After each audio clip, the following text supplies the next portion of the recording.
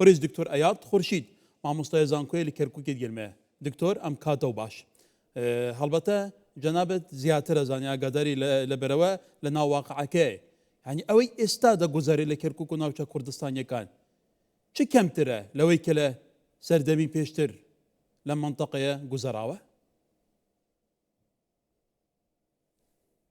بەناوی خۆی گەورە و مەهرەبان سەرەتا بە بەڵێ هاتنی ساڵی نوێی زاینی پیرۆزبایی لە سەرجەم خەڵکی کوردستان و عێراقەکەم بە هیوای ساڵێکی پڕ خێر و خۆشی بێ بە هەمولایەک.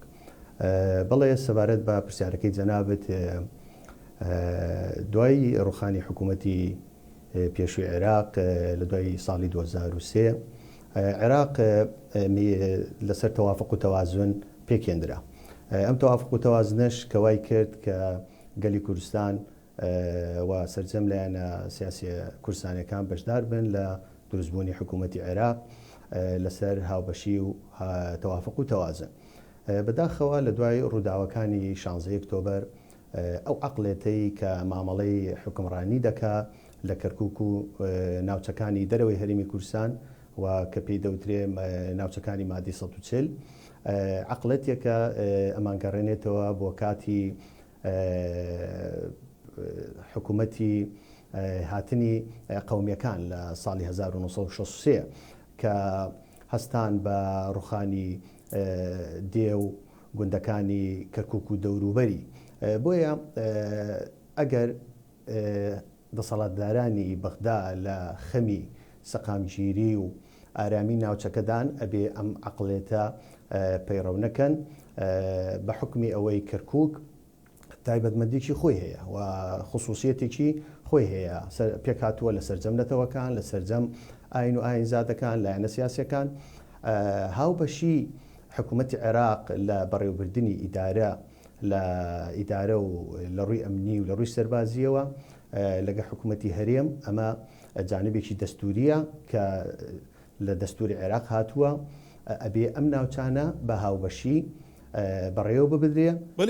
وەکوتۆتی پێشگەل هەستکاری ناوچەکە ئەم لەگەل بڵام بەڵێ تەماشا بکە لە ساڵی ڕابردووە هەڵبەتە یاسایەک دەرچوو لە پەرلەمان عێراق ئەم یاسایە بە پێی یاساکە پێویستە هەموو بڕیارەکانی سەردەمی قیادەی مەجلیسی سەورەی حزبی بەعس هەڵ بوەشێنرێتەوە کە تایبەتە بە داگیرکردنی زەوی وزارە کوردەکان و خەڵکانی تریش لە کەرکووک و دەوروبەری.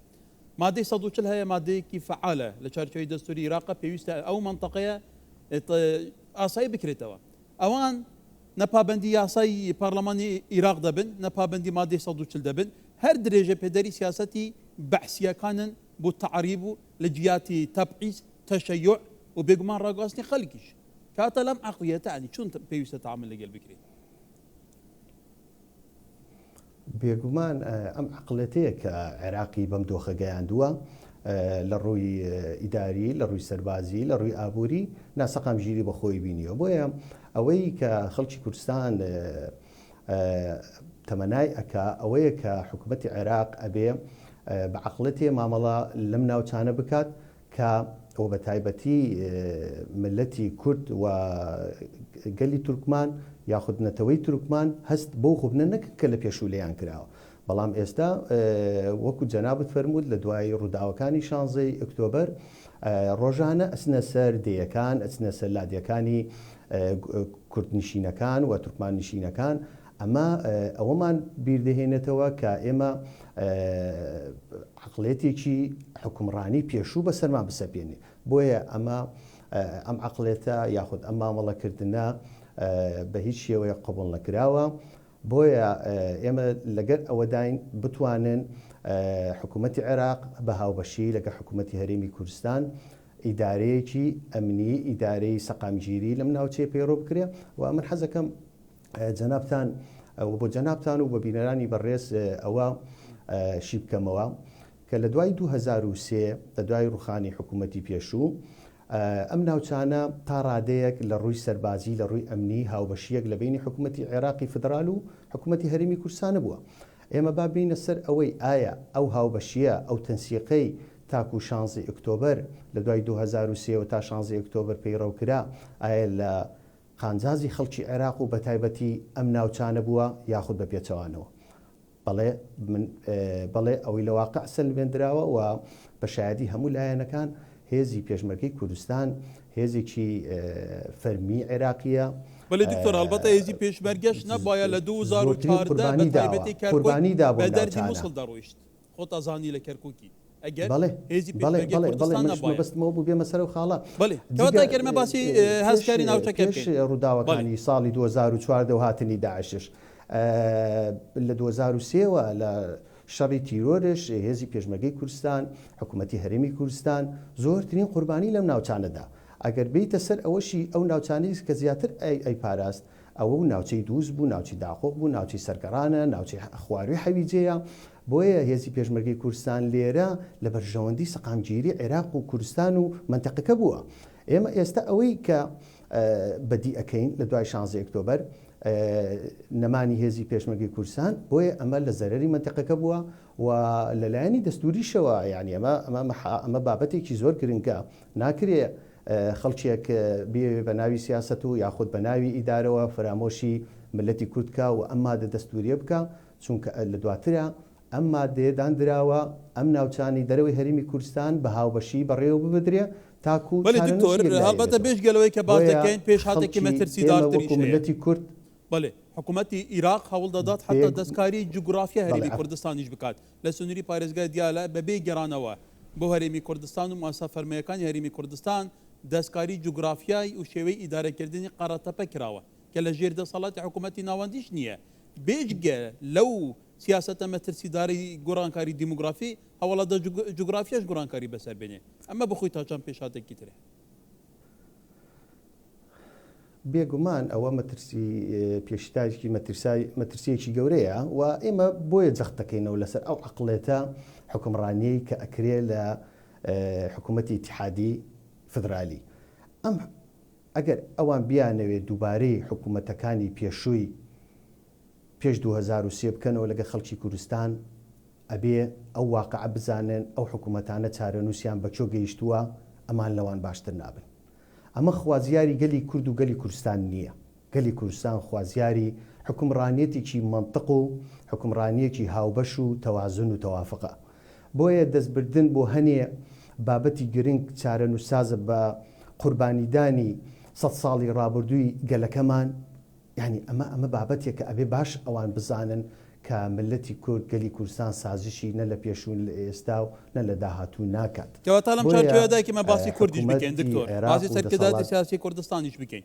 خۆت ئەزانی کەرکووک بە نسبەت باشووری کوردستان عمقی استراتیجیە لە ڕووی ئاسایشی نەتەوەی و نیشتیمانیشەوە گەورەترین شۆڕش لەسەر کەرکووک دانراوە.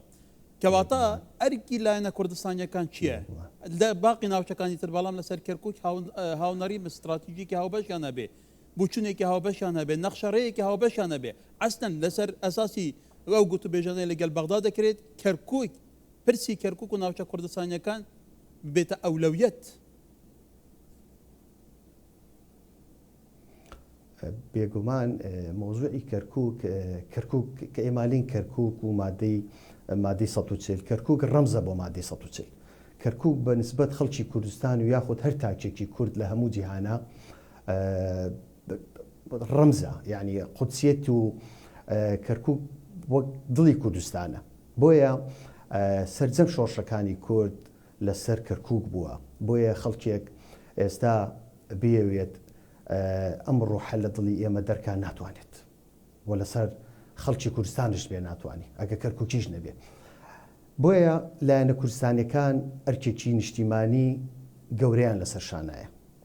بۆیە ئێمە وەکو خەڵکی کەرکووک و ناوچە دابڕاوەکان یاخود ناوچەکانی سنووری مادەی 140 داوا لە لایەنە کوردستانیەکانەکەی کە پرسی نیشتیمانی پرسی کەرکووک و ناوچە دابڕاوەکان ئەوەلیەتی مفاوەزاتی نێوانی حکوومەتی هەرێمی کوردستان و حکوومەتی عێراق بێ و ئەبێ دەسەڵاتدارانی حکوومەتی عێراقم لەوەش تێ بگەن ئەگەر ئەم ناوچانە کەرکووک و ناوچە دابڕاوەکان لە ڕووی منطق و لە ڕووی سیاسەتێکی حەکیمانە و خصوصیەتێک پارێزراو نەبێ من دڵنیات دەکەم ئەم ناوچەیە و عێراقی سەقامگیری بەخۆی نابینێ. بۆیە ئەمە خوازیاری ملەتی کورد نییە بە پێچەوانەوە خوازیاری ئێمە پێکەوە ژیانە.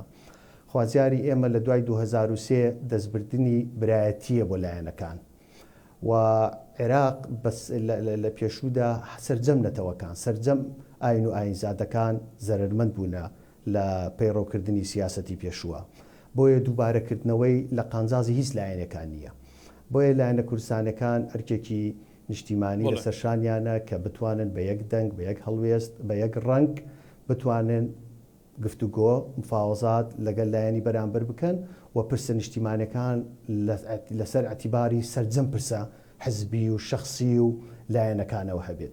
چونکە دواتر ئێمە ئەو قوربانی 100 ساڵی ڕابردوو کە لە پێناوی گەلەکەمان داومانە لە پێناوی ئەم ناوچانە بووە و خصوصیەتی ئەم ناوچانش لای ئێمە پارێزراوە ئەمانەیە پارێزراوش بێ پێکەوە ژیان هەبێ و ئیدارەی هاوبەش هەبێ لەم ناوچانە. بەڵێ دکتۆر ئەیاد خورشید مامۆستای زانکۆی لە کەرکووکی گەلێ سپاس دکتۆر.